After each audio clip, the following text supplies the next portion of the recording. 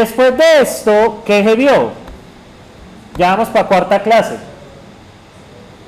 ¿Se acuerdan del ejemplo de racional? El diseño, la abstracción. Estamos hablando abstracción de datos. ¿Para qué nos sirve la abstracción de datos? Nos sirven para representar datos complejos de forma tal no veamos cómo funcionan internamente. Por eso es que el caso de racional, en el caso de racional ustedes recuerdan que sí, una suma de fraccionarios, luego que había que sacar el mínimo común múltiplo y luego ese tipo de cosas, pero cuando ustedes operaban sobre eso, ¿se preocupaban por eso? La respuesta es no. El mismo tipo de dato te lo ofrece. ¿Estamos de acuerdo? Entonces, ¿qué pasa? La programación funcional, ¿qué es?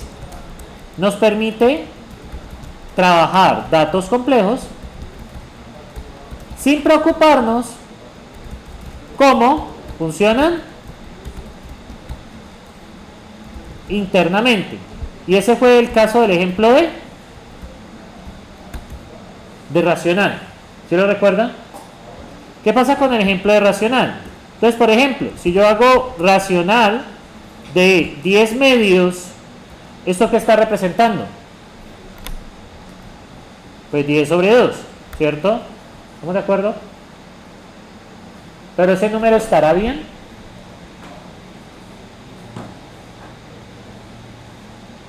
Yo creo que no. ¿Por qué? Porque puede simplificar a 5 sobre 1, ¿no? ¿Estamos de acuerdo? O por ejemplo, racional de 10,0. ¿Qué pasa ahí? Pues debería darnos un error. ¿Y ahora cómo lo manejamos? Con el hacer. Ahora, había otra restricción. Por ejemplo, racional de 10, menos 3. ¿Aquí qué pasaba? Había un error. ¿Por qué? Porque había un recuadro. ¿Qué le decía el recuadro a usted? Que el denominador, ¿qué? Debería ser ¿qué? Positivo, porque el negativo se suele manejar es en el numerador. ¿Sí? ¿Estamos de acuerdo? ¿No? No, yo les pregunto si están de acuerdo. ¿Todo está bien por ahí? ¿Sí recuerdan el require, el láser? Ahora bien, cuando yo imprimo racional de 8 tercios, ¿por qué me aparecía 8 dividido 3? ¿Qué hicimos ahí para que nos diera 8 sobre 3? Se modifica ¿quién? Entonces se hace un ¿a quién? ¿A? ToString. ¿Y ToString qué es? ¿Qué es ese método ToString? ¿Ese método ToString qué es? Es un método heredado ¿desde dónde? Desde any, que es object, para representar ¿qué? Los objetos. Entonces, ¿qué pasa? Cuando yo modifico ToString, ya lo coloco así, pues ya ni siquiera me tengo que preocupar por imprimir, porque yo entiendo 8 sobre 3, yo entiendo que es 8 tercios. Si ven que es una abstracción lógica sobre algo que es una implementación. ¿Cómo hace una abstracción lógica? Sí, yo sé que es 8 sobre 3, pero realmente eso es un objeto que tiene propiedades x y y con 8x y y3. Pero yo no estoy viendo eso, ¿yo qué estoy viendo directamente?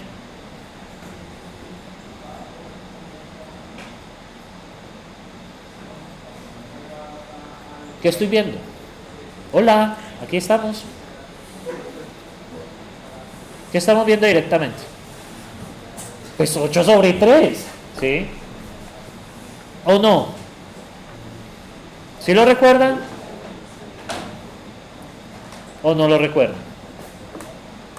Bien, y ahora viene una cosa muy importante, que son las operaciones binarias. Y aquí es la importancia de la Corrificación. ¿Qué pasa con una operación binaria? Entonces, por ejemplo, pensemos en la suma. Entonces, tenemos un valor A que es racional de 4,3, un val B que es racional de 2,5. Si quiero sumarlos, pues tocaría a punto suma de ¿quién? De B, ¿sí? Pero, ¿cómo también lo podría representar? O de hecho, podría tener A punto más B, porque pues más es un nombre válido de argumento, de método.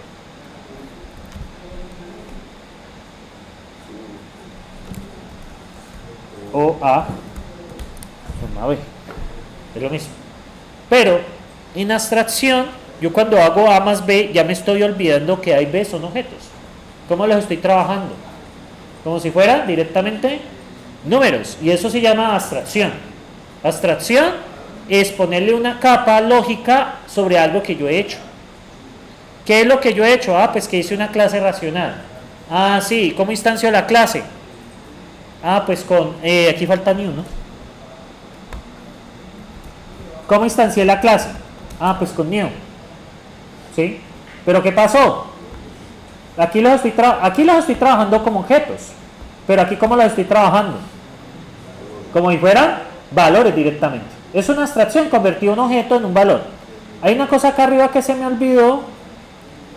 Tipos de evaluación. Justo antes de esto, los valores se declaran ¿con quién? Con val. ¿Y cómo se declaran los nombres? Con def. ¿Estamos de acuerdo? Y olvidé una última cosa. En las funciones, cuando uno pasa por valor, lo paso con int, pero cuando es por nombre, ¿cómo lo hago? ¿Sí lo recuerdan? ¿Se hace con? Flechita. ¿Listo? No he olvidado decirles eso. Bueno, entonces esto es lo mismo que un paso por referencia. ¿Sí? Eso es lo mismo que un paso por referencia. Bien. ¿Sí se acuerdan de esto, no? Y eso fue... Ahora bien, ¿por qué funciona esto? ¿Por qué funciona? A ver, y eso tiene que ver algo que ustedes vieron en IPO. Cuando yo creo new racional 8,6, cuando yo creo esto, a ver si se acuerdan de objetos, cuando yo creo new racional, por ejemplo, 78,2, ¿qué se crea internamente? ¿Qué hay internamente de ese racional? ¿Qué hay?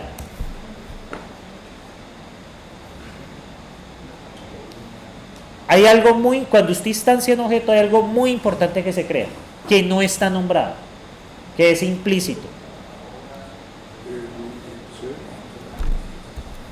El dis, ¿cierto? Resulta que el dis hace que esto funcione, porque cuando yo digo A más B, es dis más B. Dis más B. Cuando yo hago A punto suma B, es tener dis punto suma B. Obviamente me estoy refiriendo al dis de A, ¿no? Que ese existe dentro de A. ¿Para qué sirve el dis? Para referirse a la misma instancia del objeto. Los lenguajes de programación lo pueden manejar de forma implícita. ¿Cómo así de forma implícita? No hay que escribir el dis en ninguna parte, eso se crea automáticamente. Y de forma explícita, ¿cómo sería? En la firma del método, el primer argumento tiene que ser el dis. Llámelo como quiera. En Python, por nomenclatura, se le coloca self, pero es nomenclatura. Usted le puede poner patito, lo que quiera, ¿sí? Él lo va a entender como el dis, ¿sí? En Python se coloca self, pero es por nomenclatura, pero eso no es obligatorio que se llame self. No sé si alguna vez han programado orientado a objetos en Python. ¿No? Muchachos, ¿y qué piensan hacer entonces cuando salgan de la U? ¿Cómo? ¿Solo usa Java? No, hay que aprender otro lenguaje. O sea, obviamente pues uno tiene un lenguaje fuerte, pero hay que conocer otros lenguajes porque uno nunca sabe que le vaya a tocar trabajar algo en otro lenguaje. A usted lo contratan para Java, pero si sale un proyecto en Python, pues... ¿Se ve qué?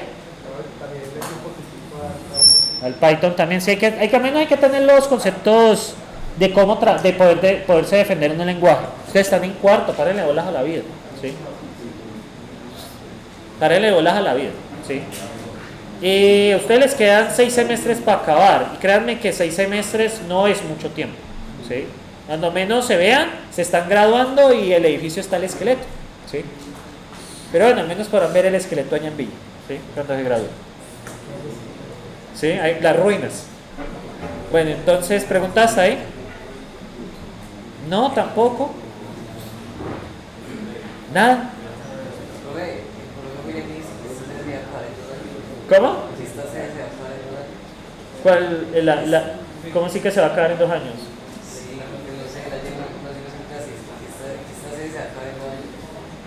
La sede, o sea, cerrada. No, esto le queda, el comodato hasta el 2028, pero pues no se sabe si se aplaza o no, eso no se sabe. Pero sí, o sea, donde no den la continuidad de este aplazamiento, aunque lo han estado aplazando desde el 86, entonces dudaría que cambie eso. Sí, porque esta sede está aquí desde 1986, entonces pues, y ha estado aquí, entonces pues no vería yo que como campo para que lo aplace, para que no lo aplace. Pero pues al no ser sede propia, lastimosamente no se puede hacer inversión en infraestructura. Entonces no se pueden crear nuevos salones, no sé, cosas así. Ese es el problema de esta sede. Si al ser un comodato, pues tienes un problema. Pero bueno, preguntas, todo está bien. Tienen como sueñito. ¿Qué pasó? Te están levantando a las 10 de la mañana. No, pero bueno.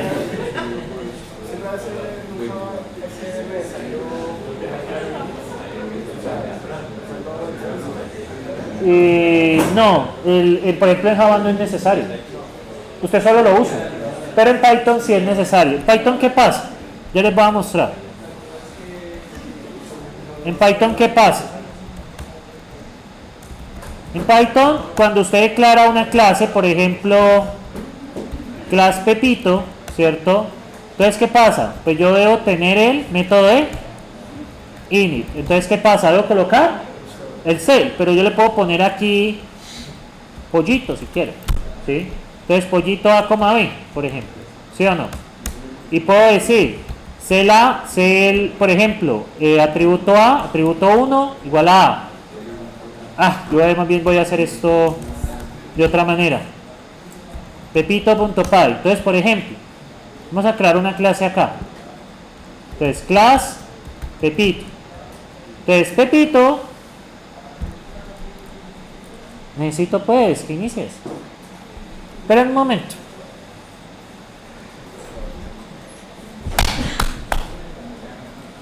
Y este editor es liviano. Sí, creo que ya el PC está como en... Estas son las últimas. Igual es un PC del 2019, o sea, pues ha sido un buen amigo. No va a dar. Bueno, no importa. Tengo otro editor para estos casos. Tampoco abre. No, está súper lento. Aquí ya abrió. Bueno, mientras eso resuelve, entonces vamos a declarar un archivo en Python. Entonces, por ejemplo, no, y también para guardar. Creo que ya de pronto el disco está molestando.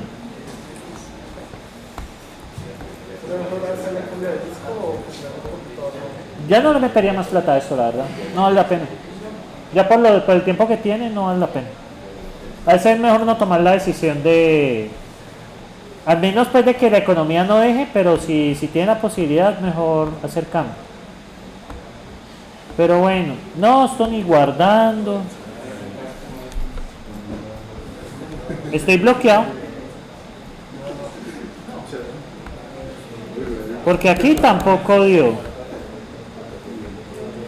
Esto no quiso guardar. Aquí está. Entonces, ejemplo.py. Bueno, le voy a poner Pepito. Entonces, ¿qué pasa con Python? Entonces son cosas que uno debe tener claro, ¿no? Entonces, class, Pepito. No Papito, sino Pepito. Entonces, def, init. Entonces, aquí supuestamente el primer argumento, ¿quién es? El self. Pero pues yo no lo puedo, si no lo quiero, lo llamo como yo quiero. Yo le puedo poner pollito. A, B. ¿Sí o no? Y aquí podría yo tener pollito, punto atributo 1 igual a pollito, punto atributo 2 igual a B. Guardo. Y por acá, ¿qué voy a hacer? Instancio a Pepito. ¿Cómo instancio a Pepito? Y le envío los dos argumentos. Miren que en ningún momento estoy mandando eso. Entonces, ¿qué pasa? Pues cuando lo voy a ejecutar, observen acá, voy a ejecutar esto, voy a imprimir A. Cuando ejecuto esto, si es que sube, esto no va a subir. Ah, es acá abajo. Listo. Cuando ejecuto esto, pues ejecuto Python, Pepito. Ah, no la localizó. Ok. Tengo que ponerle que siga las rutas. Entonces, Python, pepito.py. Pollito no está definido. Es que yo le puse pollito. Entonces, ¿qué pasa? Miren. ¿Qué me creó acá? Un objeto, ¿cierto? Y de hecho yo acá, ¿qué puedo hacer también?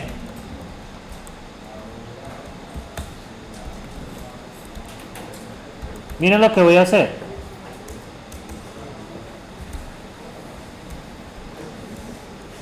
¿Qué creen que estoy haciendo ahí?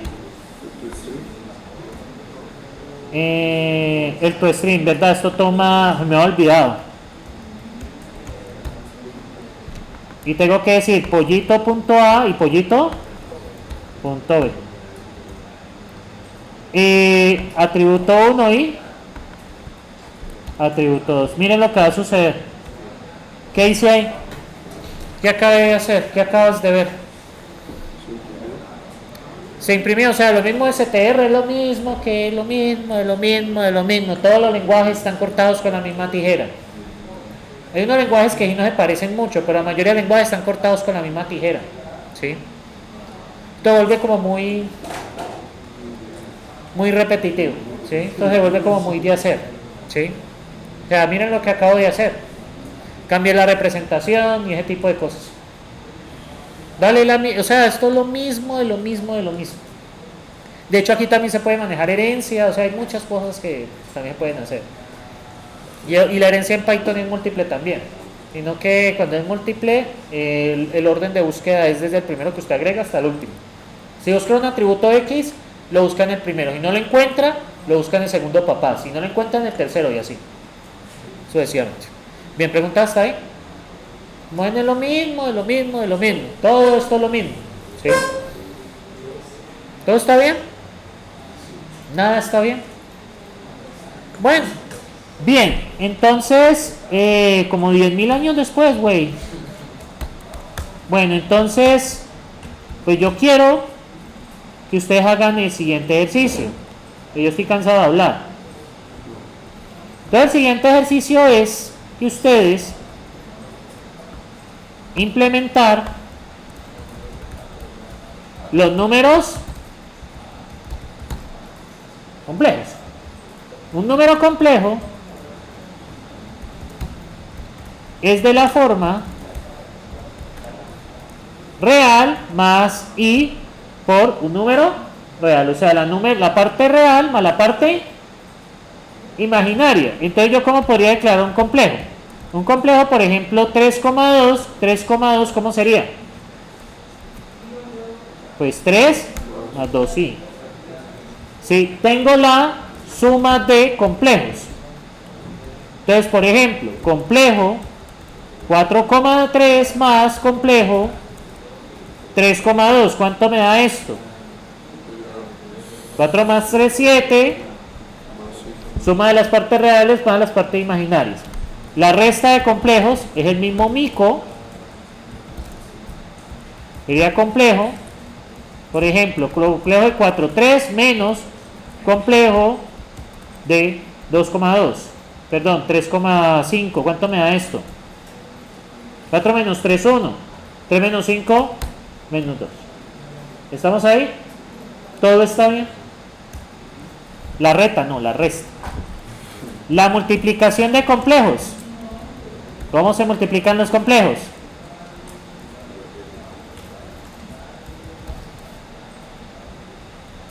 ¿Cómo se multiplican los complejos? A ver si recuerdan.